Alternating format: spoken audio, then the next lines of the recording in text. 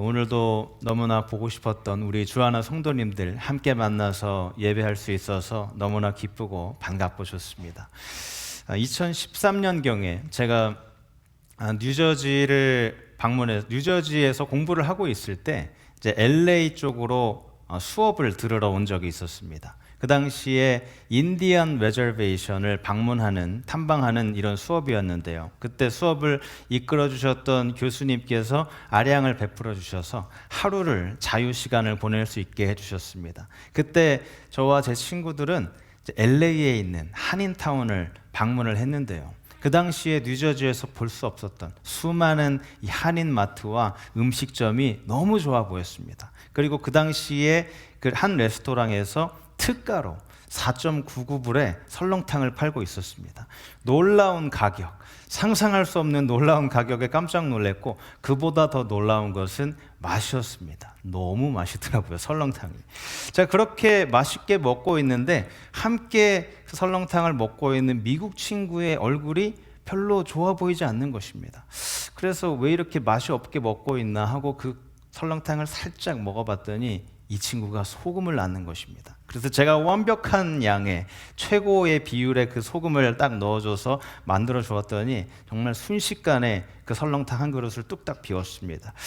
자, 소금은 이처럼 음식의 맛을 내는 데 있어서 굉장히 중요한 그런 요소입니다. 또 음식에 필요할 뿐만이 아니라 사람에게도 굉장히 중요한 그런 역할을 하죠. 그런데 이 소금은 원래 나트륨과 염소가 결합이 되어 있는 그런 물질입니다. 자, 나트륨은 여러분이 화학 시간에서 잘 배우셔서 아시겠지만 이 물이 한 방울이라도 떨어지면 강력한 수소가스를 발생을 시킵니다. 또 염소는 이 염소가스가 들어있는 방에 사람이 들어가게 되면 치명상을 입을 수도 있는 그런 위험한 가스입니다. 또 나트륨과 염소를 따로따로 사람이 먹게 되면 큰일이 날 수도 있죠. 사람이 죽을 수도 있습니다. 그런데 하나님께서는 이 두 가지를 결합을 시키셔서 독성을 없애주시고 완전히 새로운 물질이 되게 하셨습니다. 하나님께서는 이 십자가의 화학으로 사람에게 어떤 일을 하셨을까요? 이 사람의 본성 안에 있는 이런 치명적인 부분, 독과 같은 부분을 없애주시고 새로운 생명으로 만들어주시고 또 새로운 이름을 주셨습니다. 마치 독성이 있는 그 나트륨과 염소를 결합시키셔서 새로운 존재를 만들어주시고 또 소금이라는 새로운 이름을 주신 것처럼 말이죠.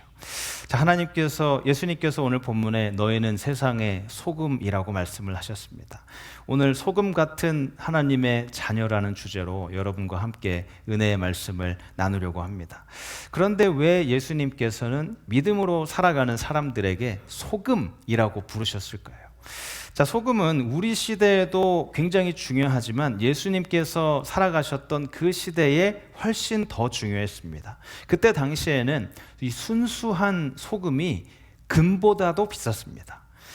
지금 당시에는 화폐로도 쓰이기도 했고요. 지금 우리가 연봉 또 월급을 말하는 이 셀러리가 당시에 소금을 지불하다는 말인 라틴어 살라리움에서 온 것입니다.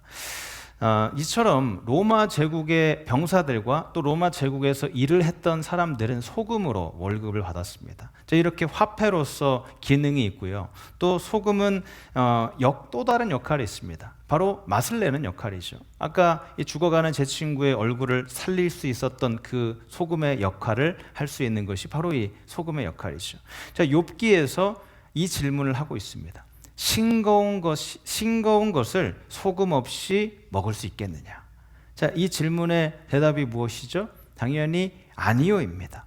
자, 계란에 소금을 치면 어떻게 되죠? 풍미가 확 살아납니다. 제 아내는 계란에 소금을 쳐먹는 것을 별로 좋아하지 않아서 동의하지 않겠지만 저는 반드시 소금을 쳐 먹어야 됩니다.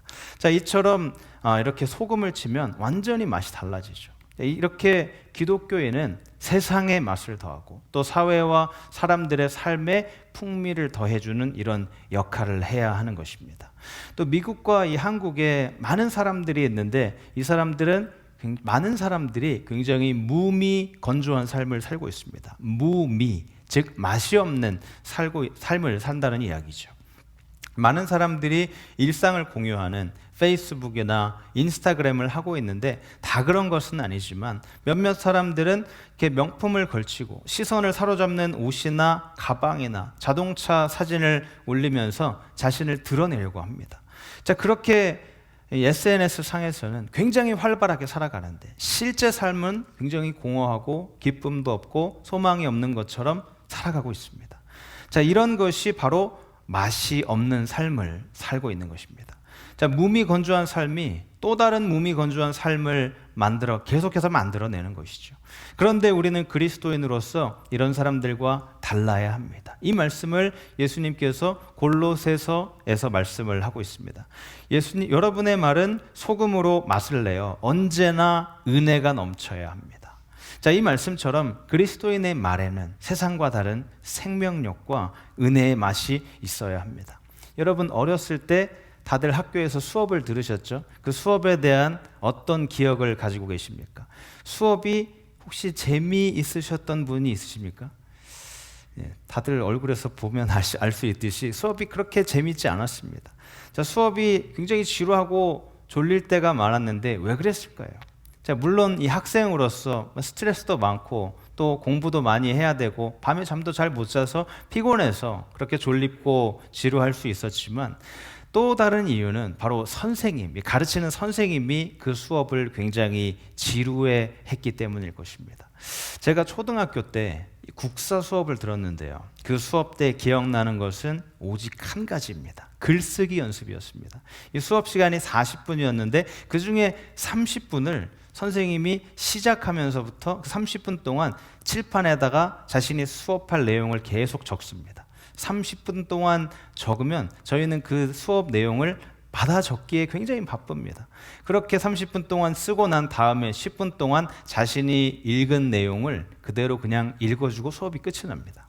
정말 재미없었습니다. 세상에 그렇게 재미없는 수업이 있냐고 할 정도로 재미가 없었는데 이 재미가 없었던 이유 중에 하나는 선생님이 그 수업을 별로 재미있어 하지 않았던 것이죠.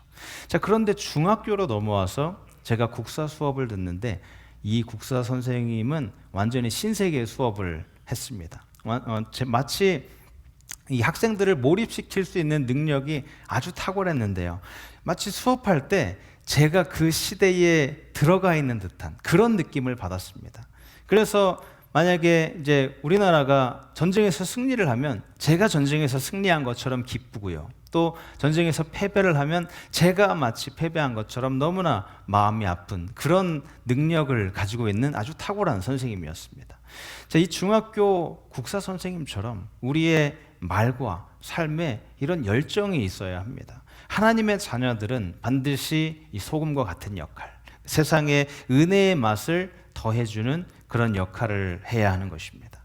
자, 소금은 또 음식을 보존하는 능력이 있습니다. 지금 우리 시대의 필수품인 냉장고가 그 당시에는 없었죠. 그런데 이 냉장고의 역할을 해줄 수 있는 것이 바로 소금이었습니다. 썩고 부패하기 쉬운 음식에 소금을 뿌리면 그 음식을 보존해주는 일을 했습니다.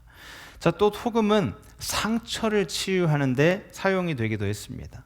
열왕기 하를 보시면 엘리사가 여리고를 방문을 했을 때 그 도시에 살고 있었던 사람들이 물을 마실 때 이 임산부들이 유산을 하는 일이 발생을 했다는 것을 이 엘리사가 듣게 됩니다. 그 이야기를 듣고 소금을 가져오라고 이야기를 한 다음에 이 물에 소금을 뿌렸을 때에 물이 깨끗하게 바뀌는 그런 현상을 보게 됩니다. 자, 이처럼 소금은 치유의 효과가 있습니다. 또 소금은 침투하는 그런 힘이 있습니다. 아무리 많은 물이 있어도 우리 소금 한 줌을 이 물에 넣게 되면 소금이 모든 곳에 침투해서 짠맛을 느끼게 하죠. 자, 우리 그리스도인들이 해야 할 일이 바로 이것입니다. 소금처럼 이 세상에 침투해서 사회를 변화시키는 일입니다. 자, 그런데 이 오늘날 교회들이 어떤 역할을 하고 있죠? 세상을 향해서 뿌려져야 하는 소금이 교회 안에서 서로에게만 뿌려지고 있습니다. 마치 소금 창고에 소금이 머물러 있는 것 같은 그런 모습이죠. 그런데 예수님께서 오늘 본문에 뭐라고 하셨죠? 너희는 교회의 소금이 아니라 세상의 소금이라고 말씀을 하셨습니다. 자, 우리 시대에 교회가 국가와 따로 분리되어져 있는 것을 당연하게 생각을 하고 살아갑니다. 자, 그런데 이 말이 우리 교회가, 우리 그리스도인이 사회로부터 분리되어져서 살아야 한다는 말은 아닙니다. 그리스도인은 죄로부터는 분리되어야 하지만 죄인들과 따로 떨어져서 살아서는 안 됩니다. 만약 하나님의 백성들이 이 세상 속에서 주님의 소금으로 살지 않으면 우리 세상과 또 가정이 완전히 무너질 수도 있습니다. 자, 미국의 어느 지역에 한 구조대원들이 있었는데요. 이 구조대원이 이 한 해 동안 한 명의 익사 사고도 발생하지 않은 것을 기념하기 위해서 축제를 하고 있었습니다. 그렇게 이틀 동안 진행되었던 축제에서 축제가 다 끝나고 정리를 하는데 안타깝게도 이 한 구조대원이 그 수영장 바닥에 익사 사고를 당해서 죽어 있는 채로 발견이 되었습니다. 여러분, 이것이 오늘날 교회의 모습이 아닌지 생각해 봅니다. 많은 성도들이 나는 세상의 소금이라고 말하지만 정작 우리 눈앞에서 죽어가는 영혼을 구하지 못한다면 무슨 소용이 있겠습니까? 그래서 그리스도인은 교회 안에만 머무는 것이 아니라 소금이 침투하듯이 세상 속으로 들어가야 하는 것입니다. 자, 그런데 오늘 본문을 보시면 예수님께서 약간 이상한 말씀을 하십니다. 뒷부분에 보시면 소금이 만일 그 맛을 잃으면 무엇으로 짜게 하리요? 자, 예수님께서 하신 말씀이 이상합니다. 여러분, 짜지 않은 소금 혹시 드셔본 적이 있으십니까? 짜지 않으면 그것은 소금이라고 말할 수 없죠. 그것은 소금이 아니기 때문에 당장 쓰레기통으로 직행해야 할 것입니다.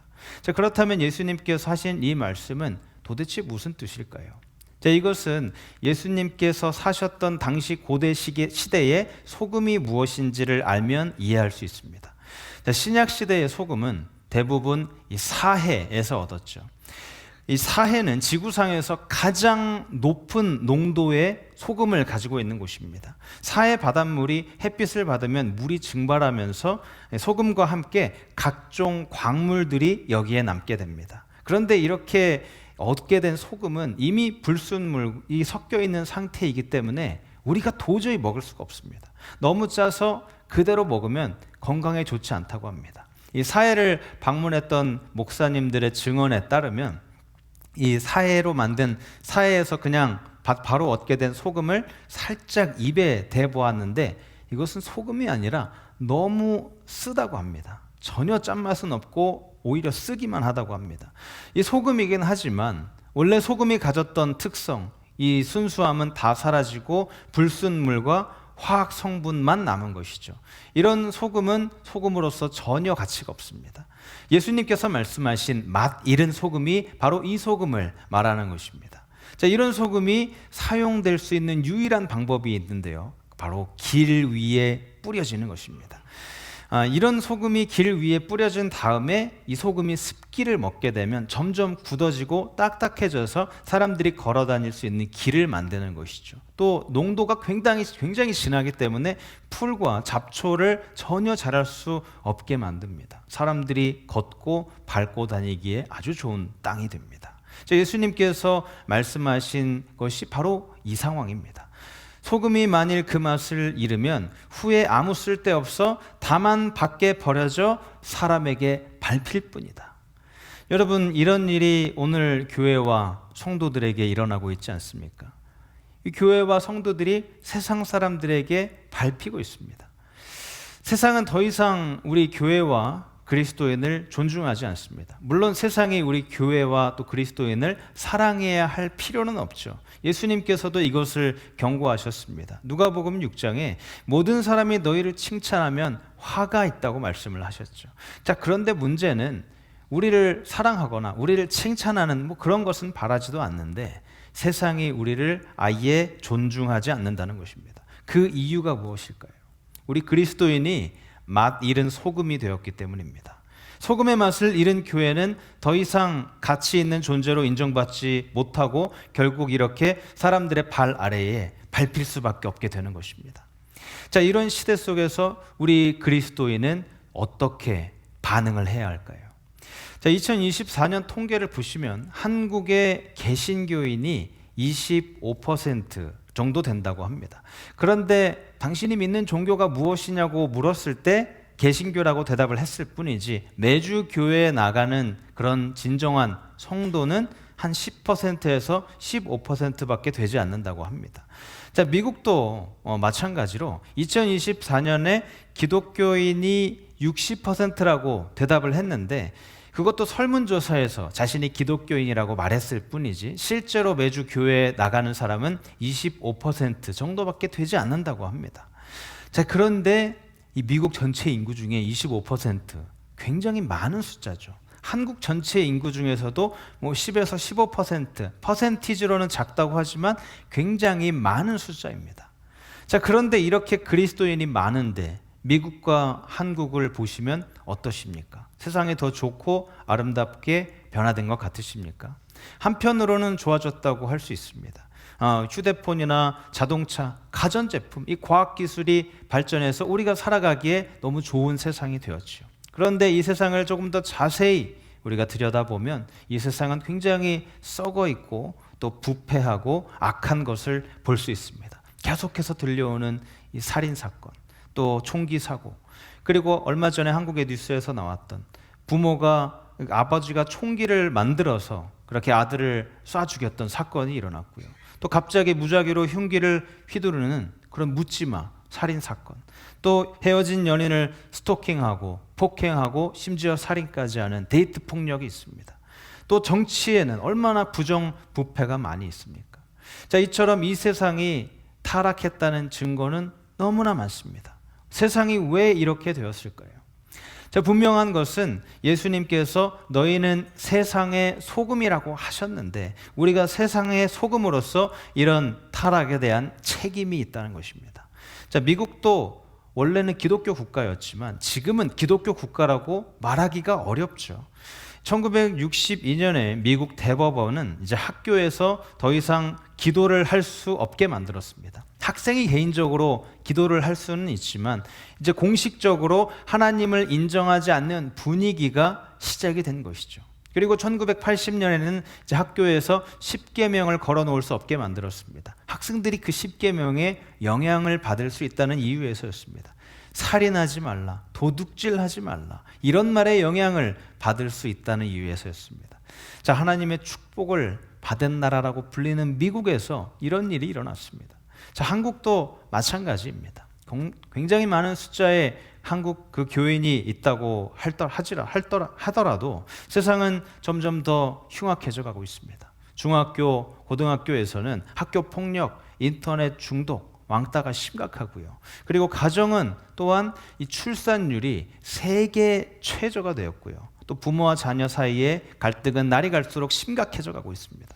청소년들은 외로워하고 노인들은 고독사를 하는 경우도 많다고 합니다. 자, 왜 이렇게 오늘 무거운 이야기만 하느냐? 왜 이렇게 세상을 비관적으로만 보느냐? 이렇게 물으실 수도 있는데요. 그런데 저는 비관주의자도 아니고 무조건적인 낙관주의자도 아닙니다. 현실을 보면서 하나님께서 일하실 그 미래를 바라보고 소망을 품는 사람입니다. 저는 여전히 하나님께서 한국과 미국의 부흥, 즉 소생시키실 것을 믿고 있는 사람입니다. 자, 예수님께서 언제 다시 오실지 우리가 알 수 없죠. 오늘 오실 수도 있고요. 내일 오실 수도 있고 내일 모레 1년 뒤, 10년 뒤, 100년 뒤에 오실 수도 있습니다. 누구도 알 수 없죠. 이렇게 알 수 없는 상황에서 우리가 해야 할 일은 우리가 그때까지 그냥 늘어져서 사는 것이 아니라 주님께서 우리에게 주신 사명, 소금으로서 살아가도록 최선을 다하는 것입니다. 자, 하나님께서 이렇게 악한 시대에 그렇게 많은 일들이 일어나고 사회가 부패하고 어지러운 세상에 도대체 무슨 일을 하실 수 있냐라고 물으실 수 있는데요. 그런데 하나님께서는 이 악한 시대에 일하셨습니다. 인류 최초의 그런 사람인 아담은 완전히 타락했지만 하나님께서는 아담을 통해 인류를 시작하시고 구원의 역사를 만들어 나가셨습니다. 또 여러분이 잘 아시는 엘리야 시대는 정말 말할 수 없이 타락했습니다. 사람들이 모두 우상 숭배에 빠져 있었고 왕과 왕비마저 이것을 독려하고 자신은 더 신실하게 우상 숭배를 하는 사람이었습니다. 오직 엘리야만이 하나님을 의지하면서 450명의 바알 선지자들과 대결을 벌였습니다. 자, 모든 상황이 아주 불리하게 보였지만 담대하게 엘리야가 선포합니다. 불로 응답하는 신, 그가 참 하나님이시다. 자, 바알과 아세라 제사장은 아침부터 저녁까지 자신의 몸을 자해하면서 자신의 신을 불렀지만 아무런 응답이 없었습니다. 바로 그때 이 엘리야가 무너진 하나님의 제단을 다시 쌓고 제물을 올려놓고 이 제물에 물을 붓습니다. 그리고 그 제물 옆에 있는 도랑에까지 물을 붓습니다. 도저히 불을 붙을 수 없는 그런 상황이었죠. 그런데 바로 그 순간 엘리야가 하나님께 기도를 드리자마자 하늘에서 불이 내려와 물 묻은 제물, 그 옆에 있는 도랑, 모든 돌, 이 물들까지도 다 태워버렸습니다. 사랑하는 여러분, 이 부흥, 다시 일어나는 것, 소생하는 것은 절대로 불가능한 일이 아닙니다. 하나님께서는 성령의 불, 부흥의 불로 다시 불타오르게 해주시는 분이십니다. 자, 니느웨 성을 생각해 보시기 바랍니다. 니느웨 성, 위에서 말씀드린 것처럼 이 한국과 미국이 정말 상황이 심각하고 어지럽고 그렇게 범죄가 많다고 하지만 이 니느웨 성은 훨씬 더 심각했습니다. 하나님께서 보시기에 얼마나 악했으면 내가 이 성을 멸망시켜야겠다라고 말씀하실 정도였습니다. 그런데 바로 그때 이 소금과 같은 요나가 있었습니다. 비록 불순종했지만 그 요나가 다시 돌이켜서 소금과 같은 역할을 했고 이 니느웨 성에 있는 모든 사람이 하나님께 돌아가는 이 부흥의 역사가 일어났습니다. 자, 예루살렘도 마찬가지입니다. 예수님을 가장 미워하고 심지어 예수님을 십자가에 못 박았던 장소가 예루살렘이었습니다. 예수님을 따라다니던 이 제자들마저 모두 다 도망을 갔던 곳이었습니다. 그런데 이 예루살렘에 그 오순절 날에 성령께서 임하셨을 때 소금과 같은 성도들이 움직이기 시작했습니다. 그때 놀라운 부흥이 일어났습니다. 사랑하는 여러분, 하나님께서는 여전히 살아계신 분이시고 똑같이 역사하시는 분이십니다. 여러분이 사는 그 지역에 이런 부흥의 불길을 일으키실 수 있는 분이십니다. 자, 중세시대는 어땠을까요? 그때는 지금보다 더 안 좋았습니다. 교회는 권력과 부를 추구하면서 완전히 썩고 부패했고요. 성직자들은 성경을 가르치기보다는 자신의 권력을 유지하는 데 더 급급했습니다. 그리고 죄를 용서해 줄 수 있는 면죄부를 만들어서 사고 팔았고요. 그리고 성경은 라틴어로만 써 있어서 평범한 사람들은 아예 읽을 수조차 없었습니다. 지금보다 훨씬 더 심각했습니다. 그런데 하나님께서는 바로 그때 루터를 일으키시고 칼빈을 일으키시고 수많은 하나님의 종들을 일으키셔서 이 세상을 변화시키셨습니다. 18세기의 영국도 마찬가지였습니다. 나라 전체가 도덕적으로 무너져 있었고 성직자들마저도 술과 도박에 빠져 있었습니다. 이 온 세상이 다 어둡고 너무 캄캄했습니다. 노예무역이 번창했고 또 사람들은 아무런 그런 희망이 없어 보였습니다. 그런데 그때 하나님께서 이 감리교회의 창시자 존 웨슬리를 일으키셨고 또 수많은 청교도 설교자들을 불러 일으키셔서 끝까지 복음을 전하게 하셨습니다. 그들이 세상의 소금이 되기로 결단을 했고 이 소금의 역할을 하면서 하나님의 부흥이 일어나서 이 세상이 영국이 놀랍게 변화되었습니다. 자, 미국에도 이런 일이 있었습니다. 세상에서 이렇게 교육을 제대로 받지 못한 신발가게 직원으로 일하고 있었던 드와이트 무디 목사님. 이 무디 목사님은 불신자들이 가득한 회중 앞에서 담대하게 말씀을 전했습니다. 이 한 사람의 소금 같은 그런 성도를 통해서 하나님의 불이 임했고 수많은 사람들이 하나님께로 돌아가는 역사가 일어났습니다. 한국도 예외가 아닙니다. 100년 전만 하더라도 우리 한국은 세계에서 가장 못 사는 나라 중에 하나였습니다. 그리고 문맹률도 높았고 우상 숭배와 미신은 말할 것도 없었고요. 나라조차 빼앗겨서 도저히 희망이 보이지 않는 상황이었습니다. 그런데 이때 하나님께서 선교사들을 보내주시고 교회가 세워지게 하셨습니다.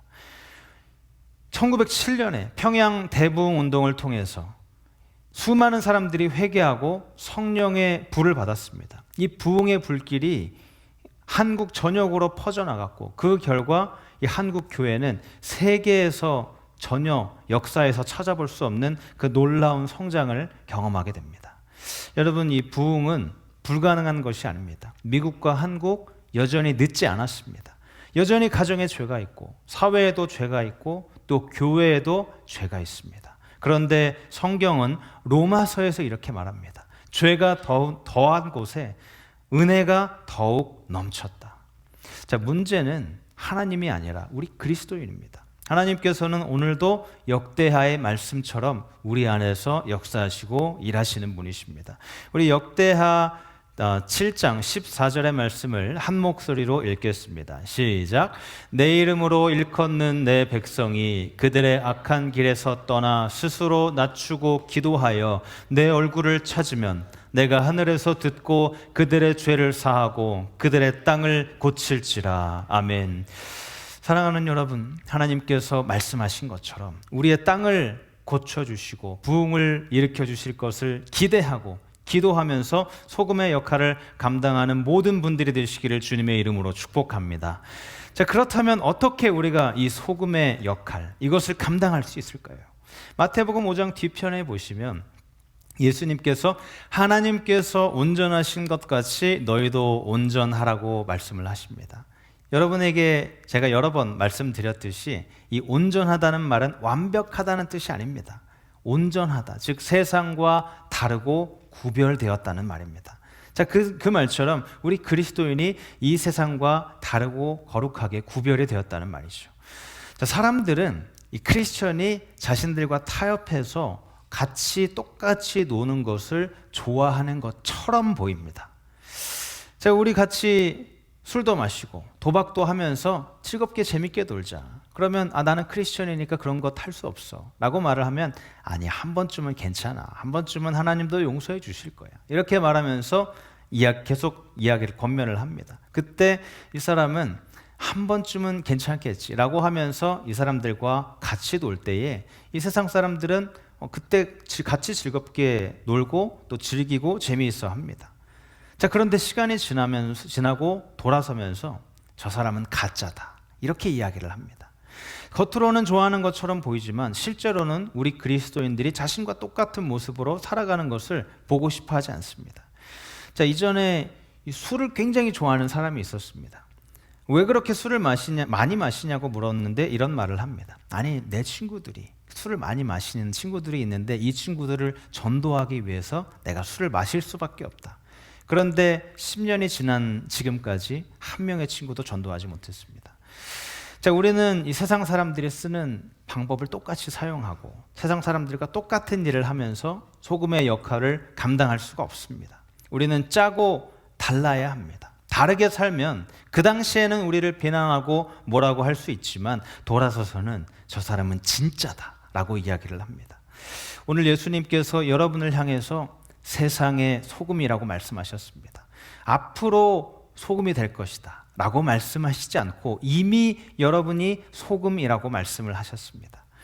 그런데 이 부분을 헬라어 원문을 가지고 직역을 하면은 이런 말이 됩니다. 오직 너희들, 나를 믿고 따르는 제자들인 너희들만이 세상의 소금이다. 자, 이 말은 우리 그리스도인 이외에 그 어떤 누구도 세상의 소금이 될 수 없다는 말입니다. 오직 예수님께서는 바로 우리 그리스도인이 이 세상을 변화시키기를 원하십니다. 바로 이 이유 때문에 여러분을 부르신 것이죠. 이 위대한 목적을 이루기 위해서 주님께서 이 땅에 세우신 유일한 기관, 그것이 바로 교회입니다. 교회는 여전히 불완전하고 문제도 많고 거룩하지 못한 이 사람들로 가득 차 있다고 하더라도 여전히 하나님께서는 교회를 사용해서 이 세상을 변화시키기 원하십니다. 이 세상을 움직이는 것은 미국이나 중국이나 러시아 같이 강한 강대국이 아닙니다. 하나님, 오직 하나님만이 이 세상을 움직이시고 세상에서 일하시는 분이십니다. 그런데 정말 놀라운 것은 그 위대한 일을 위해서 하나님께서 우리와 같이 부족하고 연약한 사람을 사용하신다는 사실입니다. 자, 소금은 자신을 위해서 존재하는 물질이 아닙니다. 다른 물질을 유익하게 하기 위해서 존재하는 것이죠. 자, 그처럼 주님의 제자인 우리도 더럽고 악한 세상에 유익을 주기 위해서 존재하는 것입니다. 사랑하는 벨리주아나 성도 여러분 모두 이런 놀라운 주님의 목적, 주님의 놀라운 일을 위해서 여러분에게 주신 이 소금의 역할을 잘 감당하여 주님의 뜻을 이루는 여러분 모두가 되시기를 주님의 이름으로 축복합니다. 자, 이제 말씀을 마무리합니다. 사랑하는 여러분, 오늘 주님께서 여러분을 소금으로 불러주셨습니다. 그런데 이 소금의 역할을 감당하기에 너무 늦은 것 아니냐, 이미 세상이 너무 타락하고 너무 악해졌기 때문에 우리가 할 수 있는 것은 아무것도 없다, 너무 늦은 것이 아니냐, 이렇게 생각할 수 있습니다. 그런데 전혀 늦지 않았습니다. 하나님께서 하신 이 놀라운 일들을 보시기 바랍니다. 우리의 주인 되시는 하나님, 이 하나님께서는 그 강력한 폭발을 일으킬 수 있는 나트륨, 또 강력한 독성을 가지고 있는 이 염소를 결합을 시키셨습니다. 그 결과로 사람을 치유하고 사람을 살리고 또 세상을 썩는 것을 방지할 수 있는 이 소금을 만들어내셨습니다. 자, 그처럼 이런 과정을 통해서 소금을 만들어주신 하나님께서 우리의 삶도 변화시켜 주십니다. 우리 안에 있었던 그런 더러운 것들, 죄가 별로 가치가 없었던 우리를 새롭게 빚어주셔서 새로운 창조물로 만들어주시는 분이십니다. 지금도 살아계시고 일하시는 하나님께서 오늘 소금과 같은 여러분을 통해서 이 땅을 변화시키실 것입니다. 사랑하는 여러분, 주님께서 오늘 여러분을 세상의 소금으로 부르셨습니다.